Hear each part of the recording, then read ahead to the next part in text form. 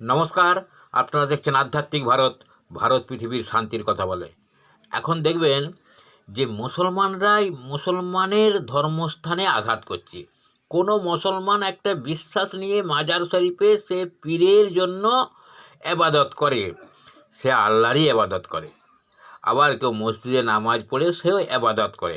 এবাদত কথার অর্থ হচ্ছে সাধনা করে। কিন্তু ওই মাজার শরীফ ভেঙে দিয়ে আগুন লাগিয়ে দিচ্ছে, এটা এখন হচ্ছে তাদের কাছে এবাদত। আবার ওই মাজার শরীফে চুরি করে নিচ্ছে, লুট করছে, লুঠতরাজ, এটা হচ্ছে এবাদত। আবার মসজিদেও আগুন লাগিয়ে দিচ্ছে, বলে আল্লাহর ঘর, সেখানে আগুন লাগিয়ে দিচ্ছে, দিয়ে বাইরে নামাজ পড়ছে, বলছে এটা এবাদত।